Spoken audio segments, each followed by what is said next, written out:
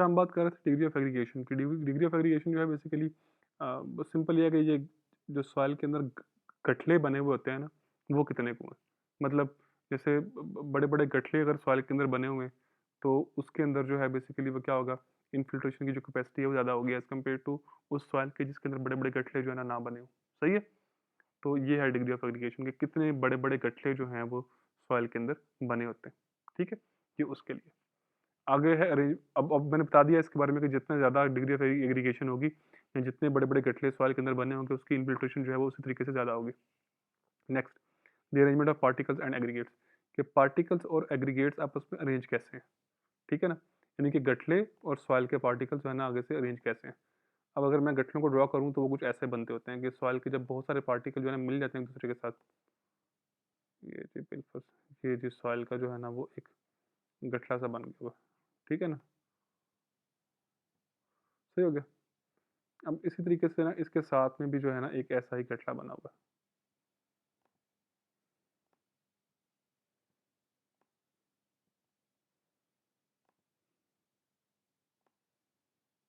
ठीक हो गया। अब ये जो गठले हैं ना बड़े-बड़े से जो बनाए हुए हैं सॉइल के, अब इनके ये बीच में स्पेस है, ठीक है ना? अगर तो ये स्पेस बीच में वैसे ही पड़ी हुई है, फिर तो ठीक है, लेकिन अगर ये स्पेस सॉइल के छोटे जो पार्टिकल्स हैं, उन्होंने आगे घेर दी है, तो फिर क्या होगा? फिर जी ये होगा कि आपकी जो इन्फिल्ट्रेशन रेट है ना आपका, वो क्या हो जाएगा? वो बहुत कम हो जाएगा, ठीक है ना? तो इनकी आपस की अरेंजमेंट जो है, वो भी बहुत ज़्यादा डिपेंड करती होती है कि आपकी इन्फिल्ट्रेशन जो है ना, वो कितनी होगी। अगर तो बीच वाली स्पेसेस जो हैं, वो गट्ठरों के बीच की जो स्पेसेस हैं, वो बेसिकली स्मॉल पार्टिकल्स ने घेर दी हैं, फिर तो जी बहुत ही मुश्किल है कि आपका इन्फिल्ट्रेशन जो है ना, वो ज़्यादा हो, ठीक है? आपकी इन्फिल्ट्रेशन जो है ना, फिर क्या होनी है? फिर काफ़ी वो कम होगी। ठीक हो गया? तो क्या हुआ? 3 चीज़ें हमने पढ़ी हैं। पहली चीज़ क्या होती है कि पार्टिकल का साइज़ कैसा है? पहला और दूसरा आपस में मिलती है वैसे आपस की बात है कि पार्टिकल का साइज़ अगर बड़ा होगा, तो इन्फिल्ट्रेशन जो है ना क्या होगी? ज़्यादा होगी। दूसरे हैं गठले कितने होंगे आपके आपके सॉइल में, जितने गठले होंगे, उतनी ही ज़्यादा सॉइल की जो है ना इन्फिल्ट्रेशन होगी। इनफैक्ट जब आप प्लोइंग करते हो ना सॉइल के अंदर अ, उसको क्रॉप को ग्रो करने के लिए, वो आप गठले ही बनाते हो, ताकि उसकी इन्फिल्ट्रेशन जो है ज़्यादा ज़्यादा हो जाए। आखिरी क्या है कि सॉइल के अंदर पार्टिकल जो है ना वो किस तरीके से जो है ना वो अरेंज्ड है, ठीक है? अगर तो गठलों के जो बीच में जो जगहें हैं वो छोटे पार्टिकल्स ने नहीं घेरी हुई, फिर तो ठीक है, अगर घेर ली हुई हैं तो आपका इन्फिल्ट्रेशन रेट जो है ना वो बड़ा कम हो जाएगा। तो ये था चीज़ का। नेक्स्ट, वो कहता है अगले, ये बड़ी इंपॉर्टेंट बातें हैं दो। एक वो कहता है कि बीटिंग एक्शन ऑफ रेनफॉल जो है ना वो क्या करता है कि इरोड करता है स्मॉलर पार्टिकल्स को, और उनको बड़े पार्टिकल्स के इर्द गिर्द जो है ना रैप कर देता होता है। ये क्या बात है? ये जी बेसिकली जो है ना होता क्या है कि अगर आपका ये जो है ना सॉइल का सरफेस है ना, और इसके ऊपर इस सरफेस के ऊपर जो है वो क्या होगा, वो बड़े बड़े से जो है ना बेसिकली, मैं इसको हटा देता हूँ यार, बेसिकली ना ये सिर्फ अपने रेफरेंस के लिए मैंने ड्रॉ की थी। ये जी बड़े बड़े जो है ना पार्टिकल हैं ये वाले, ठीक है? ये बड़े बड़े पार्टिकल्स जो हैं बेसिकली आप लोगों ने जो है ना वो रखे हुए हैं यहाँ पे, यहाँ पे आ गए। ठीक हो गया। अब साथ में जो है ना कुछ स्पेसेस भी बीच में फारी हैं इनके इन्फिल्ट्रेशन के लिए, ठीक है? तो इस तरीके से जो है ना मैं इतना सा ड्रॉ कर देता हूँ ताकि इसको मुझे समझाना आसान हो जाए। ठीक हो गया। अच्छा, और बीच में जो है थोड़े थोड़े छोटे छोटे पार्टिकल्स भी हैं, मैं वो भी ड्रॉ कर देता हूँ साथ में, कि जी ये छोटे छोटे पार्टिकल्स के साथ में। ठीक है। अब होता ये है कि देखो, अब ये एक बड़ी ज़बरदस्त सॉइल है ये वाली ना, ठीक है ना? तो क्या है कि जी इस सॉइल के अंदर जो है ना वो स्पेसिस काफ़ी फारिग हैं, और बड़ा ज़बरदस्त जो है ना सॉइल का जो है ना वो हो सकता है, बड़ा ज़बरदस्त जो है ना सॉइल की इन्फिल्ट्रेशन की जो है ना कैपेसिटी है। ठीक है। अब होता क्या है कि जब रेनफॉल होती है ना, जब बारिश होती है, मैं बारिश भी ड्रॉ कर देता हूँ चलो। जी ये बेसिकली जो है ना बारिश हो रही है, ठीक है? कहते हैं जब बारिश होती है ना, तो बड़े गठलों को तो बारिश नहीं कुछ कहती। जो छोटे पार्टिकल्स हैं ना सॉइल के, वो क्या करती है कि जब बीटिंग एक्शन होता है ना उनके ऊपर, तो वो पार्टिकल जो है ना उनको साथ में जब रन बाद में जब इनफिल पानी जब ये सॉइल का जो है ये सॉइल जो है ये सैचुरेट हो जाया करती है, तो ये जो बेसिकली छोटे पार्टिकल्स है ना, ये इरोड होते हैं साथ में पानी के रन ऑफ के साथ ना, ये इरोड हो जाते हैं, ठीक है ना। और ये इरोड होके आते कहाँ पे हैं, वाटर इनको जो है अपने साथ ले आता है और इनको ला के ये कहाँ पे रखते हैं, जहाँ पे कहीं पे पोर्स हो सॉइल के अंदर, ठीक है ना। ये हमेशा ऐसे ही होता है कि जब भी बारिश होती है तो छोटे पार्टिकल जो हैं, बारिश उन्हें अपने साथ लेके आके और जो पोर्स हैं वो ब्लॉक करवा देती है। अब देखो कि अब इन्फिल्ट्रेशन जो है इस सॉइल की वो बहुत कम हो गई है, ठीक है। तो ये बेसिकली एक बड़ा एक नुकसानदेह अमल है कि जब बारिश होती है तो छोटे पार्टिकल्स आते हैं इरोड होके और वो सेटल डाउन कहाँ करते हैं, वो सेटल डाउन वहाँ करते हैं जहाँ पे पोर्स होते हैं, ठीक है। पोर्स के अंदर जो है वो पानी जो है उनको सेटल डाउन कर देता है। अच्छा, पोर्स के अंदर क्यों करता है भाई पानी, यहाँ क्यों नहीं कर रहा सेटल, यहाँ क्यों नहीं सेटल कर रहा। पोर के अंदर इसलिए करता है कि पोर के अंदर बेसिकली जहाँ पे कोई गड़ा होता है ना, आप लोगों ने खुद ऑब्जर्व करना कभी, अगर पानी बह रहा होगा ना, तो पानी उस जगह पे सबसे पानी की वेलोसिटी कम होगी जहाँ पे कोई ना कोई गड़ा होगा, ठीक है। और वहीं पे वो जब वेलोसिटी कम होती है तो ये बैठ जाते हैं अपने आप, ठीक है। तो ये सारे पोर्स जो हैं वो ब्लॉक कर देते हैं ऐसे, सारे के सारे। तो बेसिकली एक ये भी एक बहुत बड़ा जो है ना वो एक एक एक क्या करना चाहिए मुझे कि एक फैक्टर है उसकी कम करने का, सॉइल की जो जो परवियसनेस होती है वो कम करने का, ये भी एक बहुत जो है ना एक तरीका है, एक बहुत बुरा सा तरीका है जो कि अडॉप्ट होता है जब बारिश होती है, ठीक है ना। वो कहते हैं कि आपने अगर इस तरह की जो इम्परवियसनेस से बचना है तो क्या करो कि जो सॉइल का आपका सरफेस है ना उसको डायरेक्ट एक्शन ऑफ रेनफॉल से बचाओ, कि रेनफॉल का ड्रॉप जो है डायरेक्टली इसके ऊपर आके ना पड़े। जब नहीं पड़ेगा तो क्या होगा,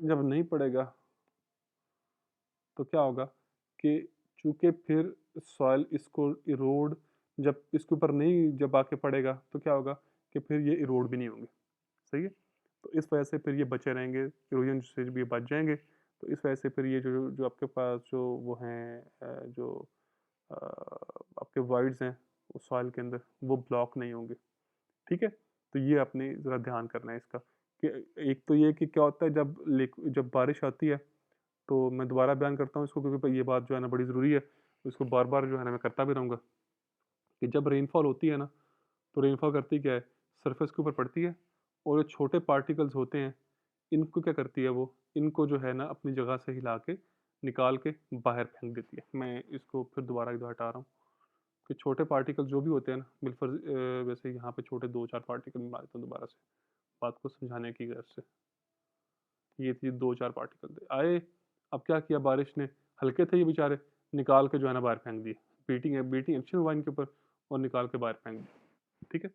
अब फिर क्या हुआ, बाद में रन ऑफ बना, रन ऑफ ने इनको बहाया अपने साथ में और वहाँ जाके सेटल करवा दिया जहाँ पे थोड़ा बहुत कोई पोर था, ये वहाँ जाके सेटल हो गए। और अब इससे क्या फ़र्क पड़ेगा, इससे अब ये फ़र्क पड़ेगा कि भाई साहब अब ये जो है ना, ये अब इसकी इन्फिल्ट्रेशन जो है ना सॉइल की वो बहुत कम हो जाएगी, ठीक है। फिर साथ में कहते हैं कि अगर आपने बचाना है तो क्या करो आप, ऐसा आप करने से जो है ना रोकना है तो क्या करो कि आप अपनी सॉइल के सरफेस को जो बीटिंग एक्शन है रेनफॉल का उससे बचाओ, ठीक है। कि पहले रेनफॉल ने क्या किया था कि इन छोटे पार्टिकल्स को उठा के जिस जगह पे सेटल थे वहाँ से बाहर फेंक दिया था उठा के, ठीक है ना। एक तरह से उनको उठा के जो है ना वो अपने सरफेस के ऊपर रख दिया था ऐसे ला के। अब फिर जब पानी आया तो इनको बहा कर ले गया। तो आप जो उठा के जो बाहर फेंकने वाला अमल है आप उसको ही रोक दो। उसको आप कैसे रोकोगे? आप उसको ऐसे रोकोगे कि भाई साहब आप अपने सरफेस जो ऐसे पहले था बिलफर्स, आप अपने सरफेस को जो है ना वो क्या करोगे? आप अपने सरफेस को जो है ना वो उसके ऊपर कोई लेयर रख दो सॉइल की या क्रॉप की, ताकि ऐसा होने से बच जाए, ठीक है? तो ये तरीका होता है इसको जो है ना वो बचाने का। अब उसने आगे एक डायग्राम दी हुई है। डायग्राम जो है ना वो बेसिकली उसने ये दी हुई है, मैं डायरेक्ट इसका आंसर भी आता हूँ। ये जो है एक डायग्राम है देखो, पहले क्या आ रहा था कि ये है इनटेक और ये है टाइम, ठीक है। अच्छा, अब ये क्या है, इनटेक का मतलब क्या है, इनटेक का मतलब है इन्फिल्ट्रेशन एक तरह से। देखो जब स्ट्रॉ था ना ऊपर पड़ा हुआ आपके सरफेस के ऊपर, इन्फिल्ट्रेशन बहुत आई थी। जब आपने स्ट्रॉ को हटाया, वक्त गुजरने के साथ साथ वो जो सारे पोर्स थे वो छोटे पार्टिकल्स आके ब्लॉक करते रहे, ठीक है। और आपका इन्फिल्ट्रेशन रेट जो है कम होता गया और फिर एकदम आके बहुत थोड़ा हो गया। ये थी कब, जब आपकी बेयर सॉइल थी, ऐसे ही बरलैप जब आपने रखा उसके ऊपर, उसको रिमूव किया और इनफिल्ट्रेशन रेट जो है वो वक्त के साथ साथ जो है वो कम होता गया। ठीक है, तो जब भी आप अपनी सॉइल को जो है वो नंगा छोड़ोगे, जब भी आप अपनी सॉइल को जो है ना वो उसको कवर नहीं दोगे, तो क्या होगा कि रेनफॉल आएगी, बीटिंग एक्शन होगा, और लिक्विड जो आपकी सॉइल के छोटे पार्टिकल्स हैं वो अपनी जगहों से उठ के जो है वो बिल्कुल सरफेस के ऊपर जाके जो है ना वो बैठ जाएंगे। ठीक है ना, और फिर क्या होगा, जब रन ऑफ बनेगा तो ये उठ के जो है ना चले जाएंगे पानी के साथ और जाके उन जगहों पर सेटल करेंगे जिन जगहों पे जो है ना वो पोर जो है ना बने हुए थे। और इस तरह से फिर आपका क्या हो जाएगा कि आपका जो बेसिकली इनफिल्ट्रेशन जो है वो आपकी वो कम हो जाएगी सॉइल की। तो ये होता है। ठीक है ना जी, इसका इसमें मेरे ख्याल में कोई इतना इशू वाली बात तो नहीं। आगे नंबर 9, इसमें कुछ सवाल आते हैं कि what is the effect of erosion, what is the effect of vegetation on erosion. आपको पता ही कि क्या है कि वेजिटेशन जहाँ पे हो वहाँ पे ये बीटिंग एक्शन जो है ना वो कम होता है। क्यों कम होता है? क्योंकि अब जो ये रेन ड्रॉप्स हैं ये ज़मीन पे डायरेक्ट गिरने से पहले पत्तों पे गिरेंगे और अपनी एनर्जी जो है वो वहीं पे लगा देंगे और ज़मीन के ऊपर जो है वो डायरेक्टली आके फॉल नहीं करेंगे और फिर ये बीटिंग एक्शन से बच जाएंगे छोटे पार्टिकल्स। तो इनफिल्ट्रेशन रेट जो है वो उसका बरकरार रहेगा, वो अच्छा रहेगा। अगला है what is the effect of the each on erosion, कि लैंड स्लोप से के ऊपर क्या फ़र्क पड़ेगा इरोजन के ऊपर। जितना लैंड स्लोप ज़्यादा होगा उतनी ही वाटर की वेलोसिटी ज़्यादा होगी, ज़्यादा इरोड करेगा। सॉइल मॉइस्चर जो है जितना ज़्यादा होगा सॉइल का उतना ही पानी कम इनफिल्ट्रेट होगा, रन ऑफ फिर बनेगा। तो क्या होगा कि इरोजन रेट जो है ना वो दोबारा से ज़्यादा हो जाएगा। वाटर का टेम्परेचर जो है, अच्छा, अब ये वाली चीज़ जो है ना ये इसका इफेक्ट वैसे तो बहुत थोड़ा है, ठीक है ना होने के बराबर है। लेकिन वाटर का टेम्परेचर जो है, मैं आपसे पूछता हूँ कि जितना ज़्यादा हो जाएगा उसका इफेक्ट जो है उसके ऊपर क्या पड़ेगा, इरोजन के ऊपर। भाई सिंपल सी बात है, देखो हम लोगों ने इसको खुद पढ़ा होगा कि जितना पानी का टेम्परेचर जो है कम होता जाएगा, जैसे पानी जो है उसका टेम्परेचर कम हो रहा है, एक टाइम ऐसा आना है जब पानी ने फ्रीज हो जाना है। अब बिलफर्जी ये आपके आपकी सॉइल थी, ये आपकी सॉइल थी जी, ठीक है ना, और इसके अंदर यहाँ पे कहीं पे पानी था, यहाँ पे कहीं पे ना पानी था। जब पानी फ्रीज हुआ तो क्या हुआ कि इसने ये पूरे का पूरा पानी ने ये वाला जो पोर था ये ब्लॉक कर दिया, ये वाला इनफिल्ट्रेशन क्या होगी, कम होगी। और जब इनफिल्ट्रेशन कम होती है तो यूरिन क्या होती है, यूरिन ज़्यादा होती है, क्योंकि इनफिल्ट्रेशन जब कम होगी तो रन ऑफ जो है उस सरफेस के ऊपर जो है ज़्यादा ज़्यादा बनेगा। तो इस वजह से वाटर का जब टेम्परेचर जो है जितना कम होगा उतनी ही यूरिन जो है ना क्या होगी वो ज़्यादा होगी। क्यों ज़्यादा होगी? क्योंकि वाटर के फ्रीज होने से जो पोर्स हैं उसके सॉइल के वो बंद हो जाते हैं। आई होप कि ये भी इतनी मुश्किल बात नहीं है। तो मैं ये वाला पार्ट जो है एंड करूँगा, फिर आगे से जो है ना वो स्लाइड नंबर 10 से स्टार्ट करते हैं।